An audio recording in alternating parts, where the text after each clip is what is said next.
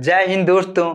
Bihar board से जितने भी छात्र छात्राएं मैट्रिक की बोर्ड एग्जाम 2024 में सम्मिलित होने जा रहे हैं, तो आपके मन में यह प्रश्न उठ रहा होगा कि आखिर 2024 में गणित की परीक्षा का पैटर्न कैसा होगा।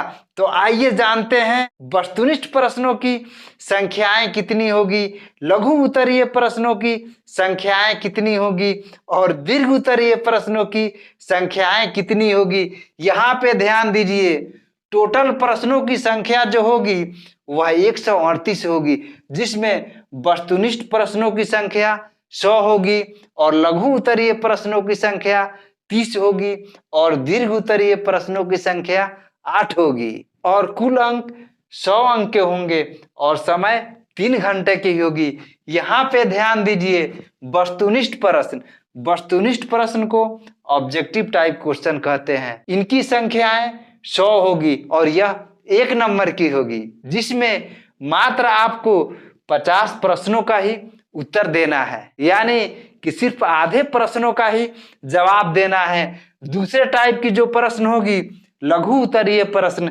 इसको इंग्लिश में शॉर्ट आंसर टाइप क्वेश्चंस बोलते हैं। इनकी संख्या 30 होगी और यह 2 अंक की होगी, यानी प्रत्येक प्रश्न मात्र 2 अंक की होगी और इसमें 15 प्रश्नों का ही उत्तर देना है। अब तीसरे टाइप की जो प्रश्न होगी वह दीर्घ उत्तरीय प्रश्न होगी, इसको इंग्लिश में लॉन्ग आंसर टाइप क्वेश्चंस बोलते हैं। इनकी कुल संख्याएं 8 होगी, यानी कि 8 प्रश्न पूछे जाएंगे और प्रत्येक का अंक 5 अंक का होगा, जिसमें आपको उत्तर देना है मात्र 4 प्रश्नों का। यहाँ पे ध्यान दीजिए, यहाँ पे वस्तुनिष्ठ प्रश्न यानी वस्तुनिष्ठ प्रश्नों की संख्या 100 होगी और प्रत्येक प्रश्न 1 अंक का होगा, जिसमें आपको उत्तर देना है मात्र 50 प्रश्नों का, यानी आधे प्रश्नों का ही उत्तर देना है। तो इसका नंबर टोटल हो गया 50। अब दूसरे टाइप का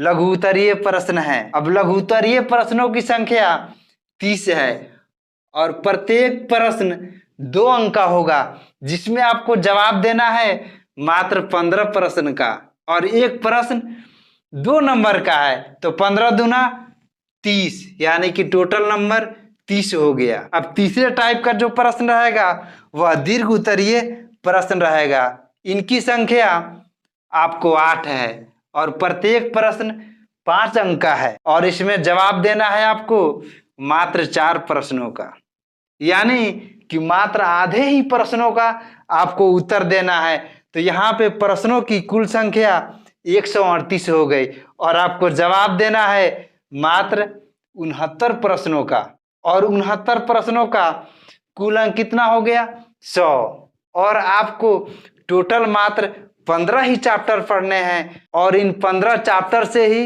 इन सभी प्रश्नों को पूछे जाएंगे। अगर आप मात्र 7 से 8 चैप्टर को अच्छी तरह से तैयारी कर लेते हैं तो आप 100 में 100 कर लेंगे। अगर यह हमारी वीडियो आपको अच्छी लगी तो वीडियो को लाइक कर दीजिए और हमारे चैनल पे नए हैं तो हमारे चैनल को सब्सक्राइब भी कर दीजिए और इस वीडियो को ज़्यादा से ज़्यादा शेयर भी कीजिए।